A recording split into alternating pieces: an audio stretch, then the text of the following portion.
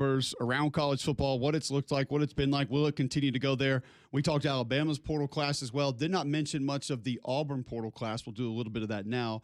Things that we like, things that we think maybe be better than expected, maybe some misconceptions there.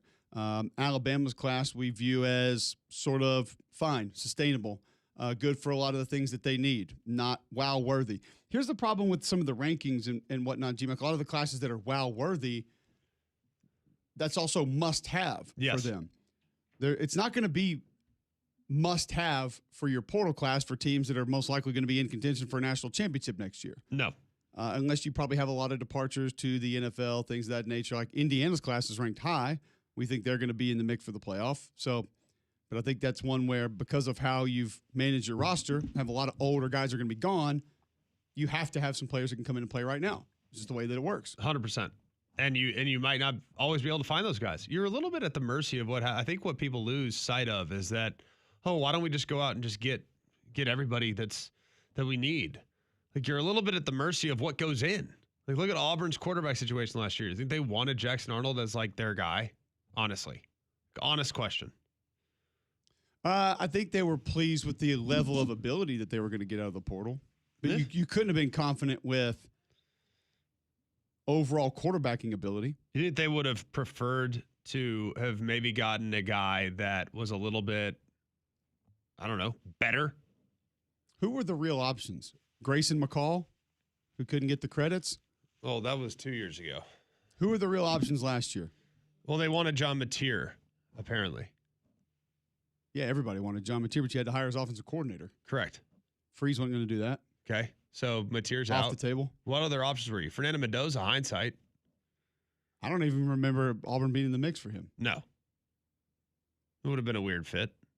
Who else visited? Who else was I don't recall.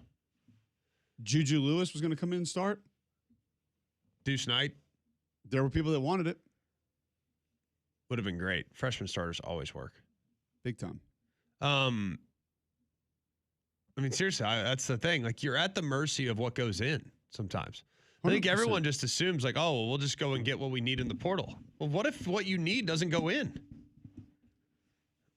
Look at Tennessee's situation last year. Perfect example. Look at Tennessee this year.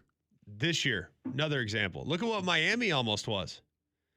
Miami swung and missed on like 4 guys. When you're a big game hunter in the portal, like, you're in trouble. You're in trouble. And then they lucked out and got Darian Mensah, but like, it was not looking good there for a little bit. No. You're going to have to start a guy that's going to start next year at East Carolina. There's nothing wrong with Emory Williams, but he's not Carson Beck. He's not Cam Ward. He's not what you've had. So that, I think, is a real tricky situation. It's like Tennessee last year is a great example. Like, all right, Nico leaves. Well, we'll try to get Josh Hoover. Josh Hoover's out. Josh Hoover's going to stay at TCU. Try to get Luke Altmaier. He's out. He's going to stay at Illinois. Try to get like all these guys and they won't go in. Like, what do you like? Then you got to go and get Joey Aguilar, who, you know, is fine. Is a pretty good backup option, but it's not like he's not the guy you're like clamoring. Oh man, this is the guy that's going to take our program to the next level. Like, he's not that guy. Great, good teammate. They all love him. You can talk to everybody in Knoxville. Sings his praises. That's great, but like, he's not an All-American candidate. So I mean, you're kind of at the mercy of what goes in too. That's a tricky part of it as well. When everyone just assumes, oh, we'll just go and get our guy. Yep, doesn't always work that way. It doesn't work that way, and it's one that you do have to work with what's there. That's why protecting your roster can sometimes become even more important. All right, the Auburn class, quickly run through some of those. We know, obviously, quarterback Byron Brown coming in. You think he's going to have a good year? I like him. I really like him, but I don't know nothing. We know that. I really like him. I think he's exactly what you want. Like, I think the way to do the quarterback recruiting, we talked about this the other day, if you can get a guy to bridge to the next guy. That's a pretty good bridge. You're in great shape. Can I give you my Byron Brown comp after watching him? Yeah. We love comps here, right? Always. Byron Leftwich. Fair, a little more mobility. Yeah. But the longer delivery. Yeah. Can still get it out quick. It's not a problem, but He's got enough arm. Yeah, but the ball comes down a little bit further than maybe you would if you were building you wanted your quarterback to throw the ball. It's a little bit different, bigger stature in the pocket. Will stand in there and take a hit. But to me, that's kind of, if you're trying to paint the picture for some folks that have watched other quarterbacks in college football and you hadn't watched a lot of Byron Brown, I do agree with you, a little more mobility. And maybe a little more willing to run also. Yes. But just how they throw the ball, that's kind of what he reminds me of. I'm going to try to, now you got me wanting to like come up with one. Like his body's like Rohan Davey. I mean, the guy's a big dude. Yeah. Rohan Davey had that long delivery too. That wind up. Yeah. Very similar. You think on that, we'll go through some of the other Auburn class. You go get Tay Meadows, running back from Troy, who I think is solid. Hang on a second. That's the running back you're leading with? Well, I'm just kind of going in order here. Because I love the running back they got. If we need to go in a different order, so you can describe the guys that you like a little bit more, we can go with a different order. That's fine. No, you go in order. You're going with Bryson Washington from Baylor. Oh, yeah. 6 foot, 216. Physicality, not going to be a question. Durability, not really going to be an issue. So that's going to be one that I think, is he RB1? Yes. Right out of the gate. Lock it in. Okay. He's a dude. I'm a fan of his work. I think he's going to be a good player. I think maybe ceiling compared to what they've had the last 2 years might not be there, but reliability, durability, knowing exactly what you're going to get, I think you might be in a little bit of a better spot. I don't know. I think his ceiling is much higher than Damari Alston. Maybe not Jaquez. But yeah, I was thinking more Jarquez, but that's been a couple years. He's fine, though. I mean, I think he's a really good back. He's a really good college running back. I like him a lot. I think he'll be productive. Obviously, in that scheme, I think he'll be fine. He'll find ways to make it work. I don't know. 2 years ago, he was big time. Yes. I don't know a ton about what's going to be in front of him right now. I need to see how that works itself out. I need to see how that looks. Put it this way, Damari Alston transferred to Tulsa. Yeah, I wasn't just saying Alston. I was thinking like collectively some of the other guys that they've had. Cobb. Hunter, maybe number one. I think Jeremiah Cobb's got a chance to be really good. I agree. But I think Washington's better. Dude's not afraid of contact. I know that. No. Cole Best comes in at center, a little undersized, or at least plays it. You'll see I don't think he's 6'4", 315. Watching him on film, I don't think there's any way. Did you see the Connor Liu projections in the draft yesterday? They're saying he's a top 50 pick. Top 50? Middle of the second round? With this center class? I don't care what the center class is. But I'm just saying, like, you got Slaughter, you got Brailsford, you got Logan Jones. Like, there's some really good centers coming out. Yeah, they have him at 50. Which is my reason. Would have nothing to do with him. It's just that you're going to probably be able to get a really good center, bottom of the third, top of the fourth. That just seems high to me. It's very high. All right. Especially coming off an injury. Go ahead. But I need, Jeremiah Wright's going to be gone. Xavier Chaplin transfers out. A lot of guys gone from that offensive line. I just don't know how it's going to look. It's hard for me to project how it's going to look. Can you project how any of their roster is going to look right now outside of quarterback and running back? And receiver? I have an okay idea of what I'm going to get at receiver. I'm going to just have to go ahead and trust Alex Golish's assessment of the guys he brought with him from South Florida. But that's why I think you have a little more confidence in it. Jeremiah Coger's played in that system. Big physical body down the field. You can use him in some one-on-ones, maybe red zone, so you know what you got there. Jonathan Eccles, a tight end that comes with you.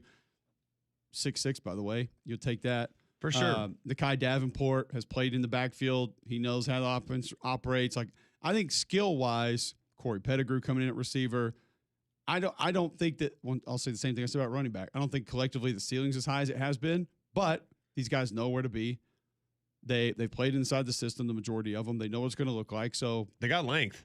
You got length and you got familiarity, both with the quarterback and the system, the scheme. So and Nimrod's played it in the SEC. Yeah, I'm not overly concerned about that part of it. I think just the fit of all of it, and then level of difficulty that they're going to see from defenses week in, week out. Where do you think that'll be for Auburn as far as what they've gotten in the portal? It's hard to answer a lot of these questions because it has to fit, it has to work together, and we just don't know because there's so many. Yeah. But you start with quarterback and you feel good about it. I do. And you have a back behind him you feel good about. So, well, your quarterback in his skill sets in particular, His skill set erases a lot of concerns. Just that, not that you don't sometimes still have them, but there is a comfort in knowing he's played as much ball as he's played, and his skill set being able to run around and create a little bit. Like, there's some advantages to bringing Byron Brown in beyond the familiarity. Sure. Like, he's a neutralizer type of talent. Now, he goes down next year, cancel the season. Wow. Like, just don't even show up. No. I'm just saying, like, all of my hopes for Auburn's improvement is centered around my comfort in knowing that Byron Brown's taking the snaps. You know what I'm saying? Like, I think Byron Brown's like one of those guys that can really elevate a team. Like, really, really elevate a team. I think the good news with that is when you hear people talk about him, they say that not just about his skill set, but about his personality too. Yeah. He has that part. I don't know him like that. Well, that's what I've been told. Yeah, I believe you. That people have been around him. Golish is not going to bring a guy that's just some. He's not bringing a turd in to play quarterback. No, he's not going to do that. He's not going to sacrifice the greater good long term for, a get rich quick scheme. This was Alex Golish at the Senior Bowl discussing his portal class and where it stands as of today. We have a little bit of room. It's this last part of there's going to be this last surge of kids that potentially graduate in May. They still got to go to school. It's like a thing still. So graduate in May. There's some late May out junior college guys, some late qualifier high school guys. We've left ourselves a little bit of room, but for the most part, you feel like it's close to done. I'm going to tell you guys right now, because you haven't heard a ton of his press conferences, like sneaky funny. Very dry sense of humor. Like, we'll get little bitty shots in occasionally that won't necessarily be caught all the time. Like that one about, that's still a thing with going to school, which is great, by the way. Like, you actually have to go to class and pass class to be able to enroll somewhere else. It's a real thing. A lot of buzz about that. But he's I think once people get more chance to see him, know him, talk to him, he's an entertaining guy. He's fun. This is how he feels about the O-line group and what it may look like next year so far. Man, if there was anything you were like, how's this going to play out? Because it wasn't just filling what you felt like were the starters. You felt like you needed to fill some backup roles, and we're in a situation where we walked in, signed a big freshman class and a really talented freshman class, and you felt like there was a really talented young group in there, but it was filling those roles where those guys can develop and give those guys time to develop. I think, you kind of saw how it progressed. We started with the tackle spots. We felt like we worked to the interior of the line. I feel like we got a ton of experienced guys. That was what, similar to the running back group, we wanted guys that had played at a high level and not just a year, but guys that had started for multiple years and can understand the tempo at which defenses in this league play. And I think we did a really, really good job. I still feel like, man, if there's one out there, you feel like you can go get one. I think that's a position where you're always looking and you're never really done. But I do feel like we've got some veteran presence. I'm really excited about the youth in that room. You hope you don't find out about the youth here for a while, though. So that's Alex Golish on Auburn's offensive line. We don't know how it's going to look. We don't know what it's going to be. And it's kind of scary too, Greg, when you hear a guy say, we had to go search for backups. Yeah, well, welcome to the jungle. That's the way it is for everybody now. But we also talked that the depth for most offensive lines is not there anyway. And if that's where your emphasis points are, you're having to go search for backups. That it's not a great, and you can hear it in his voice and his tone. I think it's pretty apparent that he understands it's a concern. For sure. Probably got a lot of work to do there. 100%. You're going to have to figure it out. So, I don't think there's anything wrong with being concerned with that position because I don't think there's a coach in America that's like, yep, we feel great about the O-line. No, and his offense has ways to circumvent it. It's not saying you can't be good there or don't need good players there, but the screen game, the quick game, some quarterback run, there are ways around having a great offensive line in that offense. Yeah, now, I do think if you want one. Yeah, if you want to go to the next level, that's what you have to have. If you want to truly be difficult to defend all the time, so why Tennessee put so much emphasis on it the last couple of years is to be a little bit better in short yardage, be a little bit better in the red zone. Force defenses to play you in different ways. That's probably the biggest key more than anything else. 1,000%. Can't have teams just, drop 8 all the time and still can't run the ball. That's a problem. Correct. For a lot of people. So Tell our listeners about Canty if they're having problems. Well, Canty can fix it. They can fix it, which is great to know that Canty will always get you taken care of. Right now, with the cold weather and the moisture and the wet season coming here in the very near future, you know that rainy season could lead to you discovering some unwanted leaks in your basement, in your foundation, in your crawl space. Is the basement damp? Is it musty? Is there water intrusion that can lead to foundation damage, mold, allergies potentially, maybe even ruining some of your belongings? Well, Canty Foundation Specialists can help. They're the experts in basement waterproofing. They'll come out and do a free inspection for water damage or any other foundation issues that you think you might have. And some other signs of foundation problems: you got cracks in the walls, in the floors, around the windows and doors. You got uneven and sagging floors, kind of feels like the house is sloping. You got moisture, musty smells, maybe wood rot in the crawl space. Canty Foundation Specialists offer free inspections and estimates, and their work is backed by lifetime transferable warranty. So call them today at 205-509-3991 or visit Canty, that's C-A-N-T-E-Y, canfixit.com. That's Canty, canfixit.com. A lot of things happening around college football right now. A lot of decisions being made, a lot of things being discussed. A lot of entities, people in charge, not on the same page. Brett McMurphy says that two maybe are, however, still did not lead to some major change that we thought. We'll discuss what it is with him next, right here on Jocks.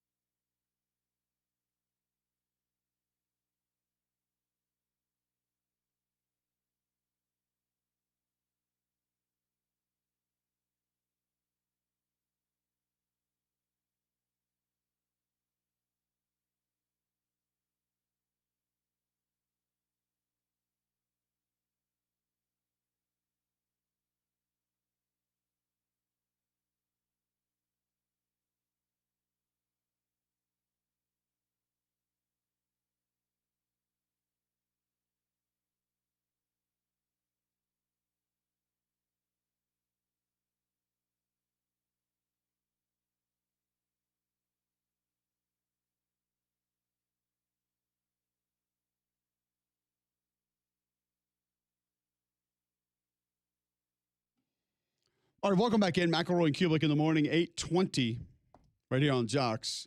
It is Friday, January 30th, and Brett McMurphy set to join the show here in just a moment. Before we get to Brett, I'll tell you about Game Day Men's Health. If you are lacking energy, lacking sleep, feeling on edge, Game Day Men's Health wants to help get you back feeling better, get back to normal, feeling your best. That includes weight loss. They have multiple weight loss programs, peptides, which they can get your body back into. Your body just continues making those over time. Testosterone replacement, all at Game Day Men's Health. Go to GameDayMen'sHealth.com today. Sign up for the free consultation. You get the free PSA test, free testosterone test. See what they can do for you and get you back to feeling your best, looking your best, being your best at Game Day Men's Health. Holistic approach to health and wellness. Minimal upfront costs on the programs they offer. Go to GameDayMen'sHealth.com right now. Sign up for that free consultation. See what they can do for you. Now open in Trustville. All right, Brett McMurphy of the On3 Sports Network joining us now on the Higginbotham Hotline. Brett, according to you, you say that all 10 conferences in Notre Dame preferred the college football playoff to expand next season, yet it's going to stay. If they all wanted it, why did we not get it?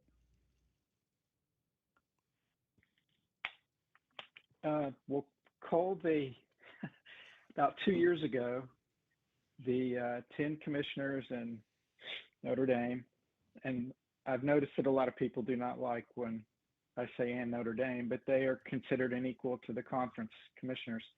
They decided that they would give the power for any future playoffs exclusively to the SEC and the Big Ten.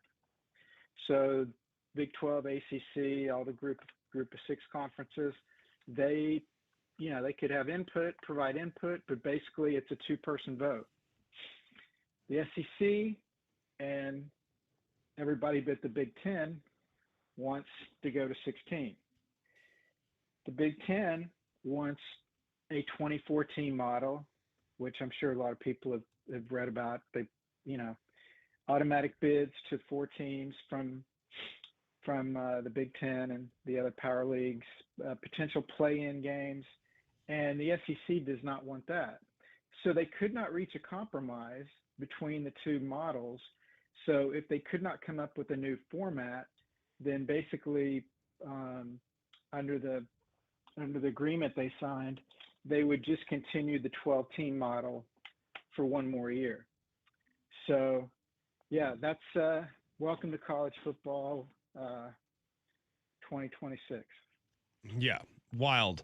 How would you assess the reasoning for the Big Ten wanting to go to 24? That's what I'm having such a hard time grappling with. Why are they digging in there? Why that number? Well, Greg, they're saying that more teams deserve to be in the playoff. Their spin is, Tony Petitti has said in the past that, a team that goes, I forgot a specific quote, but basically something like if you're 6-3 in the Big Ten, that's a pretty good team. That team deserves to be in the playoff, because that's what you're looking at. A minimum of 4 teams from the Big Ten and the SEC in their format getting in. But the reality is it's for more revenue. They want more money. I'm not saying they need more money, but they've got more mouths to feed, and they've got 3 network partners, and so by having a 24-team playoff, you are going to make a lot more money than a 12-team playoff, and that's why they want the 24. Petitti, and whether you agree with them or not, I mean, look, there's not a right or wrong answer here. I mean, I did a Twitter poll the other day when I wrote the story, and I gave the options of what playoff would you want, 8, 12, 16, or 24. 16 got the most votes, but not by much over 12. I was surprised. Hardly anyone wants it back at 4, and even fewer people want 24. But Petitti's model is basically an NFL type model. Under his model, not only would you have 24 teams, but instead of a conference championship game, potentially on that weekend, he would have the fourth, first, fifth place Big Ten teams play a play-in game instead of a conference championship game. So the winner of that, it's almost like a NFL wild card game. So the winner of that would then advance to the college football playoff. And he's, structuring it like the NFL and basically, realizing that a lot of people would watch that because it's a wild card, it's a play-in game, whatever. So, they've given all the different reasons about how the teams deserve to get in and all that. I mean, you guys know as well as I do. Going to 16 is one thing, but adding 8 more teams, those teams are not going to be able to win a national championship. But that doesn't matter. It's to get more money, and that's ultimately the goal. But again, the SEC, which is the only one that matters, they do not want 24. And obviously, none of the other leagues want 24 either. And the only compromise the Big Ten was willing to do was they would agree to go to 16 teams if the SEC, because they're the only other voting member, if the SEC basically agreed that in a few years, 2, 3, 4, whatever the number was, they would agree they would go to 24. And they wanted that in writing, not just like, hey guys, promise you'll do this and we'll do it. They wanted it something binding in writing. And the SEC's like, no, we're not going to do that. And so that's why we're back at 12 again, which, as you guys know, there is a few differences from this year with the 12 teams. And then the other thing, real quick, in the explanation on why they decided to stay to 12, Rich Clark, head of the college football playoff, said, basically they needed more time to assess everything and they need to look at this and see how it works and everything. Well, here's the ironic thing. They've got till December 1st to determine what they're going to do for the 2027 playoff, December 1st, 2026. They will not have even played one game in the new format of the 12-team playoff, so they won't know how it works. So the deadline is before they even see these games being played. So it's screwed up. I don't see either league coming to an agreement because they're so dug into the model they want. And so a lot of people ironically are like, hey, that's great. This is going to keep us at 12. This is what we want. Brett McMurphy joining us on the Higginbotham Hotline, talking potential changes to the college football playoff. Why not?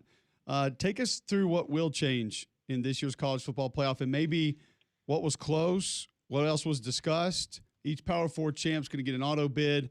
Highest group of 6 team, regardless of their conference champ, gets an auto bid. Notre Dame guaranteed bid if they're in the top 12. Was there anything else that was close? Anything maybe different from these? What else was discussed? What possibly could have happened that didn't? Well, I mean, a lot of things could have happened, Cole. But and again, the changes that you just outlined, those were actually agreed to 2 years ago when they gave the SEC and the Big Ten all the power. That in the 2026 playoff, that everything you just laid out would change. So that wasn't just agreed on. So that was agreed 2 years ago. That would take place starting in 2026. The biggest difference, obviously, is the automatic bids to the 4 Power 4 conference champs, regardless of ranking. So if this format would have been in place last year, Duke, as the ACC champ, would have got in, even though they didn't rank in the top 25, because they were the ACC champ. Right. So that would have meant James Madison would not have gotten in. The other thing is Notre Dame's guaranteed a spot at number 12, which a lot of people have an issue with. I actually don't have an issue with Notre Dame getting an automatic bid if they're in the top 12, if the rankings would just simply award bids to the top 12 teams. But since we don't do that, then I guess I do have a problem, because if, again, this was in place this past year, Notre Dame would have got in, Miami would not have got in. Miami is ranked higher than Notre Dame. And that's what you're going to see every year. If Notre Dame slots in at number 12 and you have a group of 6 and or a Power 4 conference champ that is not ranked in the top 12, then you will have number 12 Notre Dame in the playoff and potentially the number 9, 10, and 11 teams not getting into the playoffs. So in this year's scenario, Notre Dame would have been in, Miami would have been out. So we're all understanding this correctly? Yeah. Yeah, even though Miami ranked higher than Notre Dame. Miami was 10, Notre Dame was 11. Why did the Big 10 and the Big 10 and the SEC agree to that? Just out of curiosity. That's a great question. I think because, like, again, on its surface, it makes sense. Hey, if you're in the top 12, you're guaranteed a spot in the playoff. Except, I don't know if they forgot or they didn't realize, but if all your conference champs are not in the top 12, then the top 12 teams all are not getting into the playoff. And so that's a great question, and I haven't gotten an answer on that. The Athletic actually broke the story about it's the group of 6 highest ranked team, not the conference champion, would be in the playoff. And a lot of people throughout the group of 6 actually weren't aware of that or didn't even remember the change being made. But the college football playoff confirmed that, yeah, that's the way. So again, this doesn't impact people that follow Power 4, but in a bigger picture, if I'm Tim Pernetti, why do I have a conference championship game now? Because your highest ranked team is going to get in the college football playoff, whether they win the conference championship or not. So if you've got USF at number 15 and they're playing number 25 Tulane, and then you've got number 16, 17 James Madison, why risk USF losing and letting James Madison leapfrog them? Why not just say, hey, we're not going to have a conference championship game, because then you're guaranteed your highest ranked team will get in. Will that change in the group of 6 with conference championship games? I don't know. And real quick, one thing you guys asked about the 24 team model. Obviously, in that model, there would be no more conference championship games. That's a big reason why the SEC and the other leagues do not want that. And obviously, we know what a moneymaker and how successful the SEC conference championship game has meant to the SEC. I mean, is the Big Ten's not? I keep hearing that, and yeah, I agree. The SEC championship game probably makes a boatload of cash. Does the Big Ten title game not? Cole, not compared to the SEC. It does certainly this year when you had Indiana and Ohio State. Now that they don't have divisions, and you can't get 8-4, 7-5 Northwestern on one side of the game. I think it does well, but compared to what a playoff game would mean to the Big Ten, it makes money. It would not make as much money. They feel they would make as much money, again, in a play-in game, determining who would go to the playoff rather than a conference championship game where, for instance, this year, the loser there was no risk of falling out. So it wasn't a meaningless game, but it kind of was a meaningless game, which is weird to say when it was the 2 undefeated teams. What are the other conversations around that day as far as the options, the possibilities? I think you're probably on board with all of us who believe that the days of conference title games, regardless of size of playoff, are numbered just because of kind of where we see all this going. Are there conversations about a different style of day? Obviously, it goes to 24. That's going to need to be a round of playoff games. But if it's not 24, what are you hearing about where that may go in the future? Yeah, Cole, the biggest – and look, they've discussed every model under the sun, that you could think of that's out there. I think one of the biggest issues, and they haven't been able to solve this yet, is the playoff calendars. Next year's national title game will be on January 25th.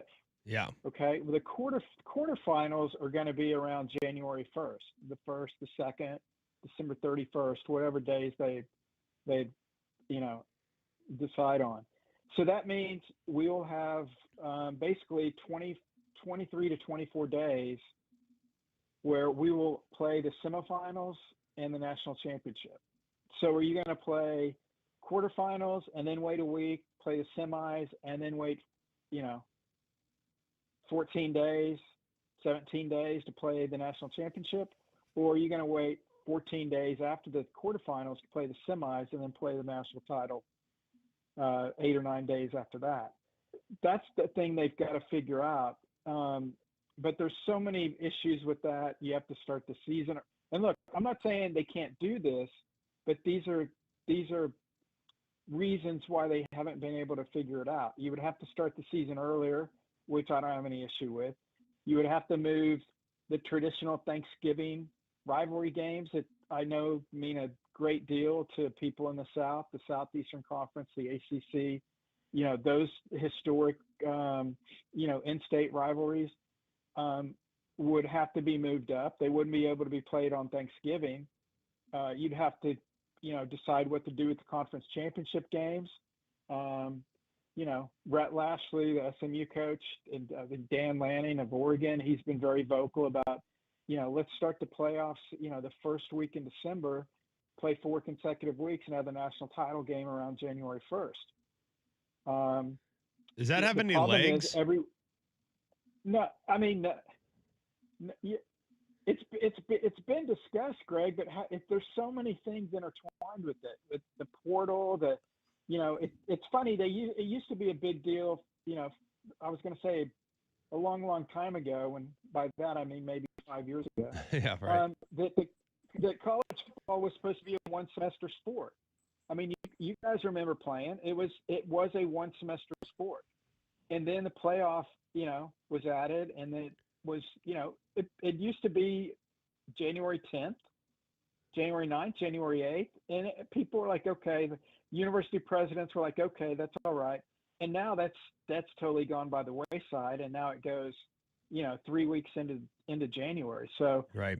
they've got to figure out all that stuff. And again, you've got to get it's not even you have to get everyone to agree because it's just the SEC and the Big Ten, but you've got to have them agree on what works for both conferences, and both conferences can't even agree. And again, it's not just the SEC, it's the other conferences, but they don't have a say in this matter. But they can't even agree on the number of teams in the playoff. So how in the hell are they going to agree on when to start it, when to move it up, what to do with conference championship games, the format, automatic, the Big Ten wants automatic qualifiers. I mean, Greg Sankey has said this. He's probably been on your show and said it to you guys.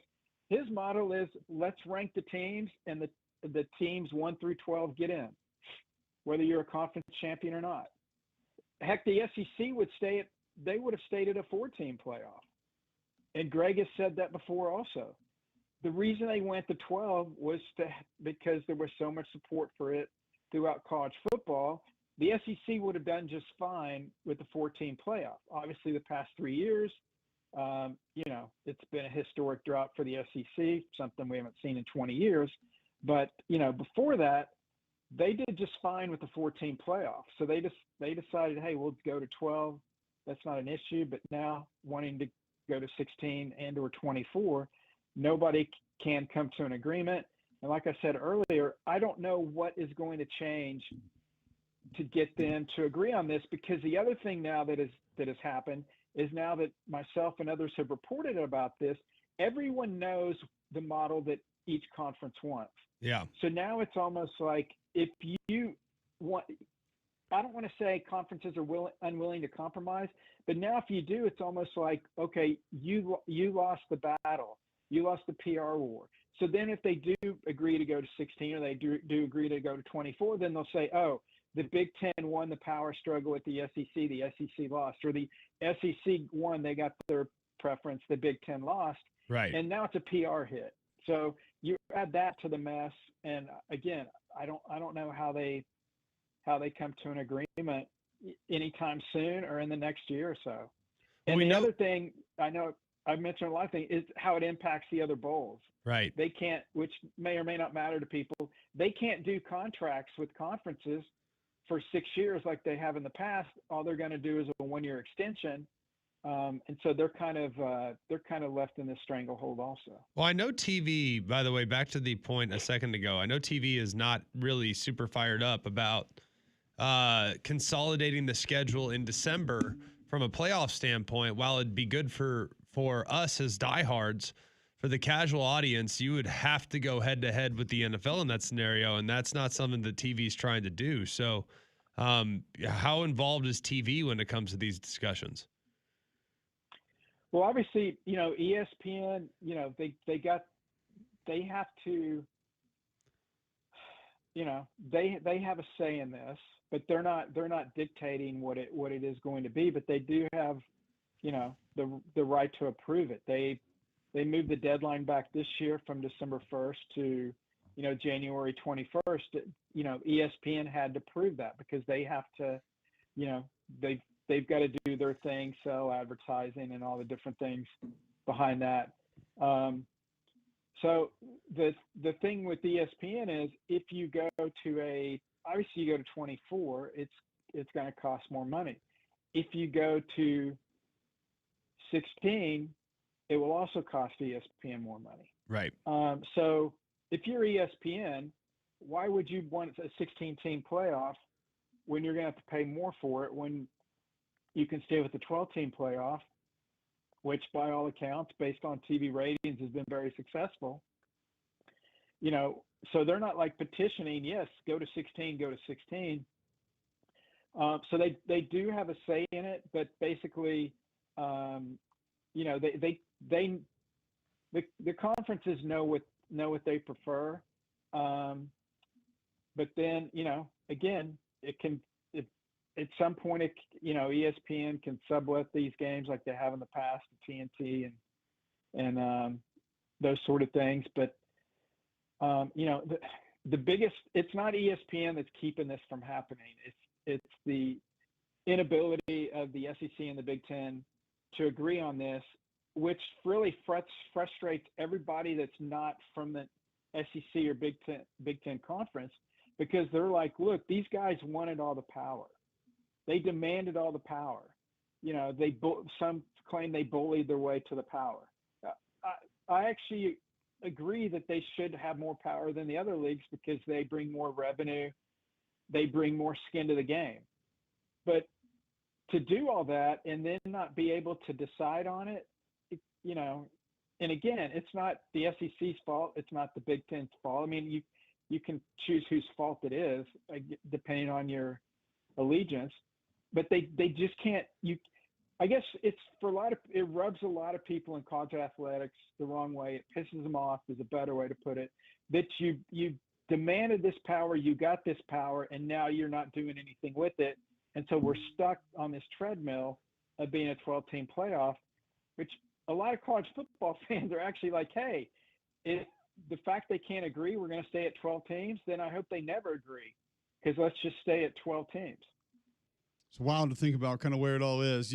The last thing I wanted to leave you with, Brett, was you stated that the SEC and the Big Ten took over power, but obviously couldn't get their way with where they wanted the playoff to go. What does that power mean moving forward? Well, based on the contract, the contract they signed with the college football playoff, they basically have the power going forward to make any changes to the 12-team format. I believe that covers the next 6 years, because as you know, in the past, the playoff contracts were 6-year increments. So we just finished the second 6-year increment of the 12-team playoff. We just finished the 12 years. The 2026 season is supposed to be year one of the new 6-year deal. Well, they can't agree on how they want the 6-year format to be, how they want it constructed. So in the agreement, it's like, if we can't agree, then we will just continue the 12-team format for one more year. So Cole, that's in place through 2030. So again, if they can't agree by December and they don't get an extension, then we extend 12 teams for one more year. Or maybe they get to that point and they realize we are never going to agree. Let's just say we're going to do 12 teams for for the 5 more years of this 6-year contract, and then come back in 2030, and maybe by then we can figure out something that works. I would be surprised if that happened, but again, maybe not, because how hard-headed both of these conferences are. And again, I'm not saying one's right and one's wrong. I don't see what would drive them to an agreement when they've had they said we need more time. They've had 2 years and they haven't come to an agreement. What's another year going to do? Nothing is going to change. Certainly not their thinking on these things. So, so again, if you like a 12-team playoff, you're good news. We could remain at 12 for a number of years, because I don't think anything's going to change with these guys. Well, Brett, we appreciate the time today. Great stuff as always. And it feels like this is going to be ever-changing moving forward. So we'll have you back soon, I'm sure, to discuss it again. Okay. Thanks, guys. Thank you. Brett McMurphy of the On3 Sports Network joining us to talk college football playoff. Do you take away from that we are going to get to 24 at some point? Or more likely to have a meeting in the middle at 16 sometime soon? I think cooler heads will prevail, and it'll ultimately be 16. I just don't know how anyone can justify going to 24. I just don't. It's so backwards to me. Growing up in an era with just 2, it's hard for me to justify 24. I think it would be realistically for almost anybody when you put it, pen to paper and actually looked at all of it and what it would do to the sport. I don't think a lot of people would think holistically it would be a great idea. Just, it wouldn't. You may think it's a great idea to get into a new home. Gusty Gould's group would probably agree, and they can help you do it. Call 205-542-1996 today. Visit GustyGouldsGroup.com, or better yet, just Google them. And you're going to see over 850 five-star Google reviews. Most agents start marketing after you list with them, not Gusty. He's been doing it. He knows this market well because he's served more than 3,000 home buyers and sellers in the greater Birmingham area. And since 2012, Gusty Gould's Group recognized both nationally and locally as greater Birmingham, Alabama's #1 team in homes sold.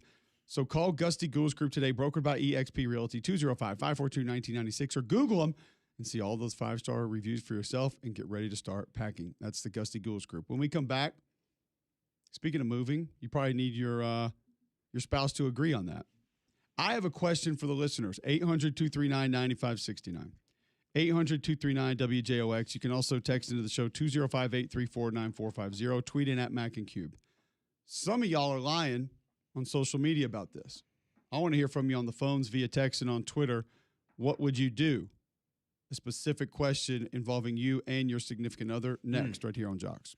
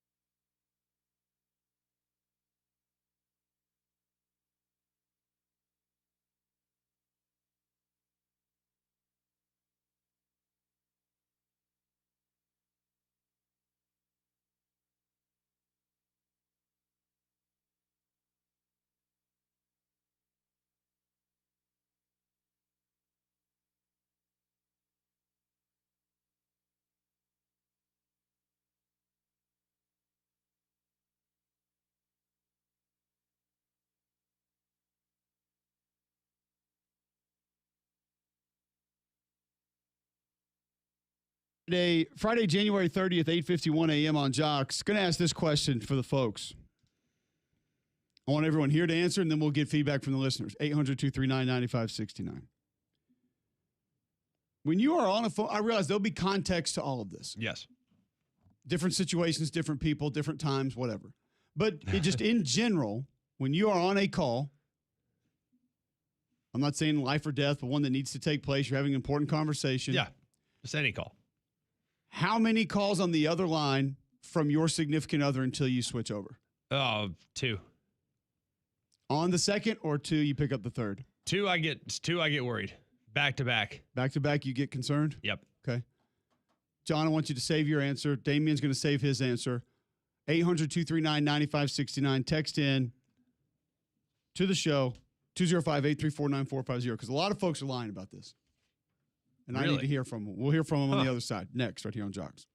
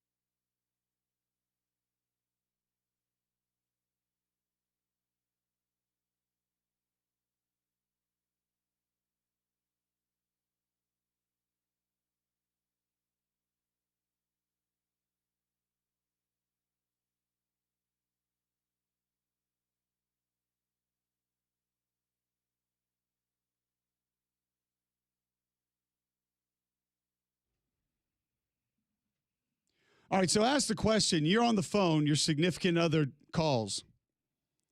Semi-important phone call, one that you want to have, interested to have. How many calls, how many rings until you immediately flip over? I love that people are trying to make a claim here that we'll tell you about on the other side.